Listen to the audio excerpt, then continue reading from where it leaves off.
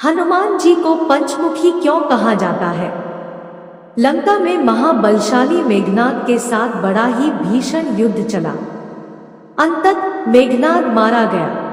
रावण को कुछ दोहखी देखकर रावण की मां कैकसी ने उसके पाताल में बसे दो भाइयों अहिरावण और महिरावण की याद दिलाई। रावण को याद आया कि यह दोनों तो उसके बचपन के मित्र रहे हैं। लंका का राजा बनने के बाद उनकी सुध ही नहीं रही थी।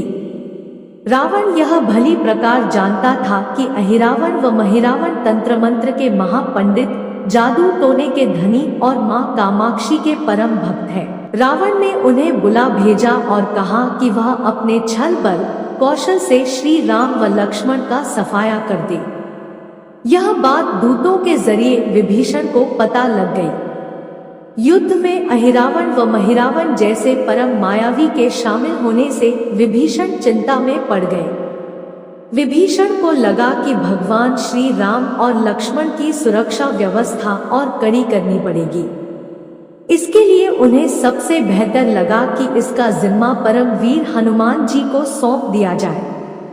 राम लक्ष्मण की कुटिया लंका में सुवेल पर्वत पर बनी थी। हनुमान जी ने भगवान श्री राम की कुटिया के चारों ओर एक सुरक्षा घेरा खींच दिया। कोई जादू टोना तंत्र मंत्र का असर या मायावी राक्षस इसके भीतर नहीं घुस सकता था। अहिरावण और महिरावण श्री राम और लक्ष्मण को मारने उनकी कुटिया तक पहुंचे पर इस सुरक्षा घेरे के आगे उनकी एक न चली, असफल रहे। ऐसे में उन्होंने एक चाल चली। महिरावण विभीषण का रूप धर के कुटिया में घुस गया। राम व लक्ष्मण पत्थर की सपाट शिलाओं पर गहरी नींद सो रहे थे। दोनों राक्षसों ने बिना आहट के शिला समेत दोनों भाइयों को उठा लिया और अपने निवास पाताल की ओर लेकर चल दिए। विभीषण लगातार सतर्क थे। उन्हें कुछ देर में ही पता चल गया कि कोई अनहोनी घट चुकी है। विभीषण को महिरावण पर शक था। उन्हें राम लक्ष्मण की जान की चिंता सताने लगी। विभीषण ने हनुमान जी को महिरावण के बारे में बताते हुए कहा कि वे उसका पीछा करें। लंका में अपने रूप में घूमना राम भक्त हनुमान के लिए ठीक न था, सो उन्होंने पक्षी का रूप धारण कर लिया और पक्षी का रूप में ही निकुंभला नगर पहुंच गए। निकुंभला नगरी में पक्षी रूप धरे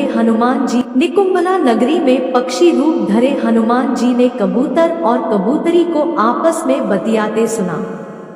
कबूतर कबूतरी से कह रहा था कि अब रावण की जीत पक्की है। अहिरावण व महिरावण राम लक्ष्मण को बलि चढ़ा देंगे। बस सारा युद्ध समाप्त। कबूतर की बातों से ही बजरंग बली को पता चला कि दोनों राक्षस राम लक्ष्मण को सोते में ही उठाकर कामाक्षी देवी को बलि चढ़ाने पाताल लोक ले गए हैं। हनुमान जी वायु वेग से रसातल की ओर बढ़े और तुरंत वहां पहुंचे। हनुमान जी को रसातल के प्रवेश द्वार पर एक अद्भुत पहरेदार मिला। इसका आधा शरीर वानर का और आधा मछली का था। उसने हनुमान जी को पाताल में प्रवेश से रोक दिया। द्वारपाल हनुमान जी से बोला कि मुझको परास्त किए बिना तुम्हारा भीतर जाना असंभव है। दोनों में लड़ाई ठन गई। हनुमान जी की आशा के विपरीत यह बड़ा ही बलशाली और कुशल योद्धा निकला। दोनों ही बड़े बलशाली थे। दोनों में बहुत भयंकर युद्ध हुआ, परंतु वह बजरंग बली के आगे न टिक सका। आखिरकार हनुमान जी ने उसे हरा तो दिया, पर उस द्वारपाल की प्रशंसा करने से नहीं रह सके। हनुमान जी ने उस वीर से पूछा कि हे वीर, तुम अपना परिचय दो। तुम्हारा स्वरूप भी कुछ ऐसा है कि उससे कौतूहल हो रहा है। उस वीर ने उत्तर दिया, मैं हनुमान का पुत्र हूँ और एक मछली से पैदा हुआ हूँ। मेरा नाम है मकरध्वज। हनुमान जी ने यह सुना तो आश्चर्य में पड़ गए। वह वीर की बात सुनने लगे। मकरध्वज ने कहा, लंका दहन के बाद हनुमान जी समुद्र में अपनी अग्नि शांत करने पहुंचे। उनके शरीर से पसीने के रूप में तेज गिरा। उस समय मेरी मां ने आहार के लिए मुख खोला था। वह तेज मेरी माता ने अपने मुख में ले लिया और गर्भवती हो गई। उसी से मेरा जन्म हुआ है। हनुमान जी ने जब यह सुना तो मकरध्वज को बताया कि वह ही हनुमान है। मकरध्वज ने हनुमान जी के चरण स्पर्श किए और हनुमान जी ने भी अपने बेटे को गले लगा लिया और वहां आने का पूरा कारण बताया। उन्होंने अपने पुत्र से कहा कि अपने पिता के स्वामी की रक्षा में सहायता करो। मकरध्वज ने हनुमान जी को बताया कि कुछ ही देर में राक्षस बलि के लिए आने वाले हैं। बेहतर होगा कि आप रूप बदलकर कामाक्षी के मंदिर में जाकर बैठ जाएं। उनको सारी पूजा झरोखे से करने को कहें। हनुमान जी ने पहले तो मधुमक्खी का वेश धरा और मां कामाक्षी के मंदिर में घुस गए। हनुमान जी ने मां कामाक्षी को नमस्कार कर सफलता की कामना की और फिर पूछा, है मां, क्या आप वास्तव में श्री राम जी और लक्ष्मण जी की बलि चाहती हैं? हनुमान जी के इस प्रश्न पर मां कामाक्षी ने उत्तर दिया कि नहीं, मैं तो दुष्ट अहिरावण व महिरावण की बलि चाहती हूँ। यह दोनों मेरे भक्त तो हैं पर अधर्मी और अत्याचारी भी हैं। आप अपने प्रयत्न करो, सफल रहोगे। मंदिर में 5 दीप जल रहे थे। अलग अलग दिशाओं और स्थान पर मां ने कहा, यह दीप अहिरावण ने मेरी प्रसन्नता के लिए जलाए हैं। जिस दिन ये एक साथ बुझा दिए जा सकेंगे उसका अंत सुनिश्चित हो सकेगा। इस बीच गाजे बाजे का शोर सुनाई पड़ने लगा। अहिरावण महिरावण बलि चढ़ाने के लिए आ रहे थे। हनुमान जी ने अब मां कामाक्षी का रूप धरा। जब अहिरावण और महिरावण मंदिर में प्रवेश करने ही वाले थे कि हनुमान जी का महिला स्वर गूंजा। हनुमान जी बोले, मैं कामाक्षी देवी हूँ और आज मेरी पूजा झरोखे से करो। झरोखे से पूजा आरंभ हुई। ढेर सारा चढ़ावा मां कामाक्षी को झरोखे से चढ़ाया जाने लगा। अंत में बंधक बलि के रूप में राम लक्ष्मण को भी उसी से डाला गया। दोनों बंधन में बेहोश थे। हनुमान जी ने तुरंत उन्हें बंधन मुक्त किया। अब पाताल लोक से निकलने की बारी थी, पर उससे पहले मां कामाक्षी के सामने अहिरावण महिरावण की बलि देकर उनकी इच्छा पूरी करना और दोनों राक्षसों को उनके किए की सजा देना शेष था। अब हनुमान जी ने मकरध्वज को कहा कि वह अचेत अवस्था में लेटे हुए भगवान राम और लक्ष्मण का खास ख्याल रखे और उसके साथ मिलकर दोनों राक्षसों के खिलाफ युद्ध छेड़ दिया। पर यह युद्ध आसान न था। अहिरावण और महिरावण बड़ी मुश्किल से मरते तो फिर 5-5 के रूप में जिंदा हो जाते। इस विकट स्थिति में मकरध्वज ने बताया कि अहिरावण की एक पत्नी नागकन्या है। अहिरावण उसे बलात्कार लाया है। वह उसे पसंद नहीं करती पर मन मार के उसके साथ है। वह अहिरावण के राज जानती होगी। उससे उसकी मौत का उपाय पूछा जाए। आप उसके पास जाएं और सहायता मांगे। मकरध्वज ने राक्षसों को युद्ध में उलझाए रखा और उधर हनुमान अहिरावण की पत्नी के पास पहुंचे। नागकन्या से उन्होंने कहा कि यदि तुम अहिरावण के मृत्यु का भेद बता दो तो हम उसे मारकर तुम्हें उसके चंगुल से मुक्ति दिला देंगे। अहिरावण की पत्नी ने कहा, मेरा नाम चित्रसेना है। मैं भगवान विष्णु की भक्त हूँ। मेरे रूप पर अहिरावण मर मिटा और मेरा अपहरण कर यहाँ कैद किए हुए हैं, पर मैं उसे नहीं चाहती। लेकिन मैं अहिरावण का भेद तभी बताऊंगी जब मेरी इच्छा पूरी की जाएगी। हनुमान जी ने अहिरावण की पत्नी नागकन्या चित्रसेना से पूछा कि आप अहिरावण की मृत्यु का रहस्य बताने के बदले में क्या चाहती हैं? आप मुझसे अपनी शर्त बताएं, मैं उसे जरूर मानूंगा। चित्रसेना ने कहा, दुर्भाग्य से अहिरावण जैसा असुर मुझे हर लाया। इससे मेरा जीवन खराब हो गया। मैं अपने दुर्भाग्य को सौभाग्य में बदलना चाहती हूँ। आप अगर मेरा विवाह श्री राम से कराने का वचन दे तो मैं अहिरावण के वध का रहस्य बताऊंगी। हनुमान जी सोच में पड़ गए। भगवान श्री राम तो एक पत्नी निष्ठ है। अपनी धर्म पत्नी देवी सीता को मुक्त कराने के लिए असुरों से युद्ध कर रही हैं। वह किसी और से विवाह की बात तो कभी न स्वीकारेंगे। मैं कैसे वचन दे सकता हूँ? फिर सोचने लगे कि यदि समय पर उचित निर्णय न लिया तो स्वामी के प्राण ही संकट में हैं। असमंजस की स्थिति में बेचैन हनुमान जी ने ऐसी राह निकाली कि सांप भी मर जाए और लाठी भी न टूटे। हनुमान जी बोले, तुम्हारी शर्त स्वीकार है, पर हमारी भी एक शर्त है। यह विवाह तभी होगा जब तुम्हारे साथ भगवान राम जिस पलंग पर आसीन होंगे वह सही सलामत रहना चाहिए। यदि वह टूटा तो इसे अपशकुन मानकर वचन से पीछे हट जाऊंगा। जब महाकाय अहिरावण के बैठने से पलंग नहीं टूटता तो भला श्री राम के बैठने से कैसे टूटेगा? यह सोचकर चित्रसेना तैयार हो गई। उसने अहिरावण समेत सभी राक्षसों के अंत का सारा भेद बता दिया। चित्रसेना ने कहा, दोनों राक्षसों के बचपन की बात है। इन दोनों के कुछ शरारती राक्षस मित्रों ने कहीं से एक भ्रामरी को पकड़ लिया।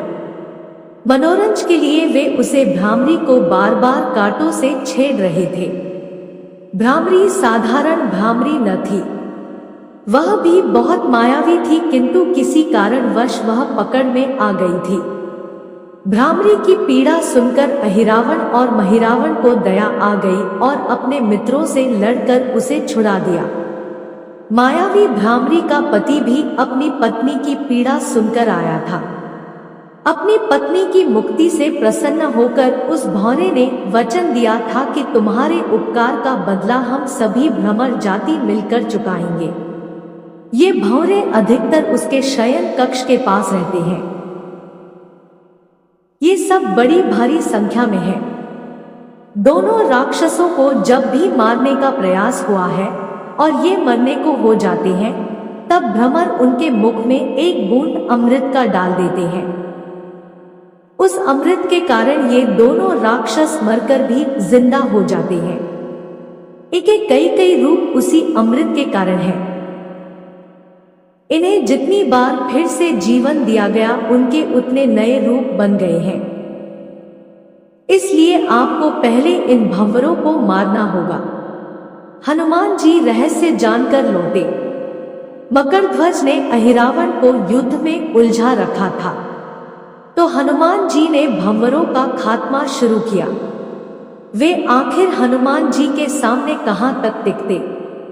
जब सारे भ्रमर खत्म हो गए और केवल एक बचा तो वह हनुमान जी के चरणों में लौट गया। उसने हनुमान जी से प्राण रक्षा की याचना की। हनुमान जी पसीज गए। उन्होंने उसे क्षमा करते हुए एक काम सौंपा। हनुमान जी बोले, मैं तुम्हें प्राण दान देता हूं, पर इस शर्त पर कि तुम यहाँ से तुरंत चले जाओगे और अहिरावण की पत्नी के पलंग की पाटी में घुसकर जल्दी से जल्दी उसे पूरी तरह खोखला बना दोगे। भंवरा तत्काल चित्रसेना के पलंग की पाटी में घुसने के लिए प्रस्थान कर गया। इधर अहिरावण और महिरावण को अपने चमत्कार के लुप्त होने से बहुत अचरज हुआ, पर उन्होंने मायावी युद्ध जारी रखा। भ्रमरों को हनुमान जी ने समाप्त कर दिया। फिर भी हनुमान जी और मकरध्वज के हाथों अहिरावण और महिरावण का अंत नहीं हो पा रहा था। यह देखकर हनुमान जी कुछ चिंतित हुए। फिर उन्हें कामाक्षी देवी का वचन याद आया। देवी ने बताया था कि अहिरावण की सिद्धि है कि जब पांचों दीप को एक साथ बुझेंगे तभी वे नए नए रूप धारण करने में असमर्थ होंगे और उनका वध हो सकेगा। हनुमान जी ने तत्काल पंचमुखी रूप धारण कर लिया। उत्तर दिशा में वराह मुख, दक्षिण दिशा में नरसिंह मुख, पश्चिम में गरुड़ मुख, आकाश की ओर हयग्रीव मुख एवं पूर्व दिशा में हनुमान मुख। उसके बाद हनुमान जी ने अपने पांचों मुख द्वारा एक साथ पांचों दीपक बुझा दिए। अब उनके बार बार पैदा होने और लंबे समय तक जिंदा रहने की सारी आशंकाएं समाप्त हो गई थी। हनुमान जी और मकरध्वज के हाथों शीघ्र ही दोनों राक्षस मारे गए। इसके बाद उन्होंने श्री राम और लक्ष्मण जी की मूर्छा दूर करने के उपाय किए। दोनों भाई होश में आ गए। चित्रसेना भी वहां आ गई थी। हनुमान जी ने कहा, प्रभु, अब आप अहिरावण और महिरावण के छल और बंधन से मुक्त हुए, पर इसके लिए हमें इस नागकन्या की सहायता लेनी पड़ी थी। अहिरावण इसे बलपूर्वक उठा लाया था। वह आपसे विवाह करना चाहती है। कृपया उससे विवाह कर अपने साथ ले चले, इससे उसे भी मुक्ति मिलेगी। श्री राम हनुमान जी की बात सुनकर चकराए। इससे पहले कि वह कुछ कह पाते, हनुमान जी ने ही कह दिया, भगवान, आप तो मुक्तिदाता है। अहिरावण को मारने का भेद इसी ने बताया है। इसके बिना हम उसे मारकर आपको बचाने में सफल न हो पाते। कृपा निधान इसे भी मुक्ति मिलनी चाहिए। परंतु आप चिंता न करें, हम सबका जीवन बचाने वाले के प्रति बस इतना कीजिए कि आप बस इस पलंग पर बैठिए, बाकी का काम मैं संपन्न करवाता हूँ। हनुमान जी इतनी तेजी से सारे कार्य करते जा रहे थे कि इससे श्री राम जी और लक्ष्मण जी दोनों चिंता में पड़ गए। वह कोई कदम उठाते कि तब तक हनुमान जी ने भगवान राम की बाह पकड़ ली। हनुमान जी ने भावावेश में प्रभु श्री राम की बाह पकड़कर चित्रसेना के उस सजेजे विशाल पलंग पर बिठा दिया। श्री राम कुछ समझ पाते कि तभी पलंग की खोखली पाटी चरमरा कर टूट गई। पलंग धराशायी हो गया। चित्रसेना भी जमीन पर आ गिरी। हनुमान जी हंस पड़े और फिर चित्रसेना से बोले, अब तुम्हारी शर्त तो पूरी हुई नहीं, इसलिए यह विवाह नहीं हो सकता। तुम मुक्त हो और हम तुम्हें तुम्हारे लोग भेजने का प्रबंध करते हैं। चित्रसेना समझ गई कि उसके साथ छल हुआ है। उसने कहा कि उसके साथ छल हुआ है।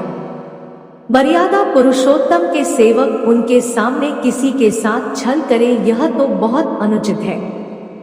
मैं हनुमान को श्राप दूंगी। चित्रसेना हनुमान जी को श्राप देने ही जा रही थी कि श्री राम का सम्मोहन भंग हुआ। वह इस पूरे नाटक को समझ गए। उन्होंने चित्रसेना को समझाया, मैंने एक पत्नी धर्म से बंधे होने का संकल्प लिया है, इसलिए हनुमान जी को यह करना पड़ा। उन्हें क्षमा कर दो। क्रुद्ध चित्रसेना तो उनसे विवाह की जिद पकड़े बैठी थी। श्री राम ने कहा, मैं जब द्वापर में श्री कृष्ण अवतार लूंगा तब तुम्हें सत्यभामा के रूप में अपनी पटरानी बनाऊंगा। इससे वह मान गई। हनुमान जी ने चित्रसेना को उसके पिता के पास पहुंचा दिया। चित्रसेना को प्रभु ने अगले जन्म में पत्नी बनाने का वरदान दिया था। भगवान विष्णु की पत्नी बनने की चाह में उसने स्वयं को अग्नि में भस्म कर लिया। श्री राम और लक्ष्मण मकरध्वज और हनुमान जी सहित वापस लंका में सुवेल पर्वत पर लौट आए। जय पंचमुखी हनुमान।